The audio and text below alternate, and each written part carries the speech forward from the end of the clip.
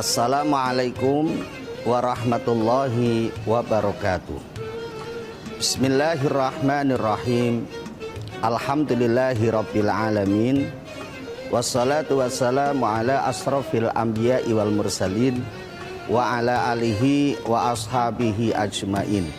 Rabbis rahli sadri wa yassirli amri wahlul 'uqdatam min lisani yafqahu qauli, amma ba'du.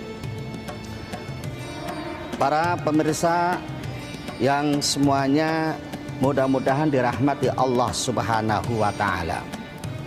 Mari kita selalu senantiasa berusaha untuk meningkatkan rasa syukur kita kepada Allah Subhanahu wa ta'ala dengan memperbanyak mengucapkan kalimat alhamdulillahi rabbil alamin, yang mana sampai saat ini Allah Subhanahu wa ta'ala masih melimpahkan beberapa rahmat, hidayah, taufik serta inayahnya kepada kita semuanya, sehingga kita masih diberi kesempatan oleh Allah Subhanahu wa ta'ala untuk selalu beribadah kepada Allah, untuk memperbaiki ibadah-ibadah kita kepada Allah Subhanahu wa ta'ala. Karena selama ini banyak kekurangan-kekurangan kita yang kita lakukan setiap hari, banyak tingkah laku kita, banyak perilaku kita, banyak ibadah-ibadah kita masih jauh dari kebenaran.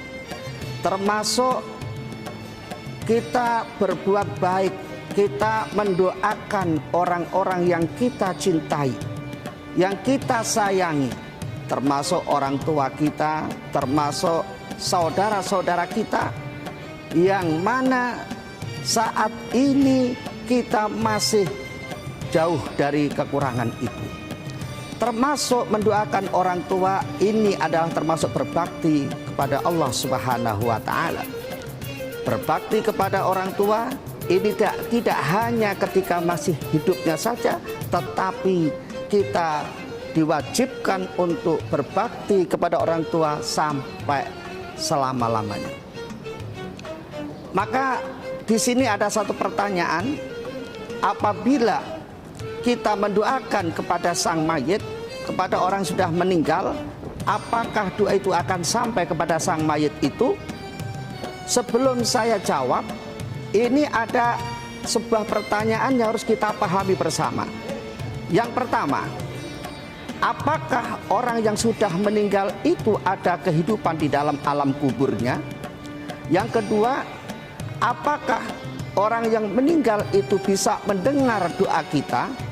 Dan pertanyaan ketiga, apakah orang yang meninggal itu bisa memberi manfaat kepada orang yang hidup? Tentu dari pertanyaan-pertanyaan ini, jawabnya tentu orang yang sudah meninggal ini adalah ada tanda-tanda kehidupan di alam kuburnya dan bisa mendengar apa yang kita baca, apa yang kita doakan. Dan yang ketiga, orang yang sudah meninggal itu bisa memberi manfaat kepada orang yang masih hidup. Di negara kita ini masalah ini banyak masalah pro dan kontra. Yang suka biasanya mempertahankan pendapat ini, yang tidak suka biasanya melawan pendapat ini. Bahkan tidak hanya melawan, bahkan dia ada yang sampai membid'ahkan, mengharamkan acara-acara seperti ini. Padahal tradisi kita di Indonesia ini, di negara kita ini, dari dulu zaman nenek moyang kita ini sudah diajarkan oleh bapak-bapak kita, kakek-kakek kita untuk selalu berbakti kepada orang tua, baik yang sudah meninggal atau sudah kembali kepada Allah Subhanahu wa ta'ala. Lalu dalilnya mana kalau memang itu bisa? Dalilnya mana kalau memang itu dibolehkan? Ini ada firman Allah yang berbunyi, a'udzubillahi minasyaitonirrajim, wala tahsabannalladzina qutilu fi sabilillahi amwata.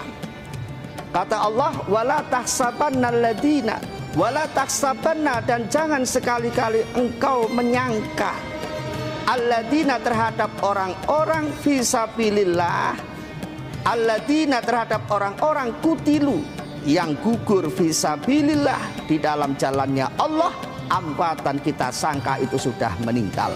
Tetapi kata Allah, bal ahyaun, bal ahya'un, tetapi dia itu masih hidup,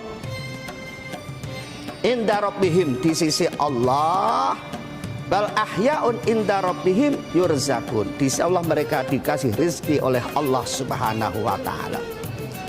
Ada ayat lain yang mengatakan Bismillahirrahmanirrahim, wala taqulu liman yuqtalu fi sabilillahi amwat bal ahya'un walakin la tashkurun.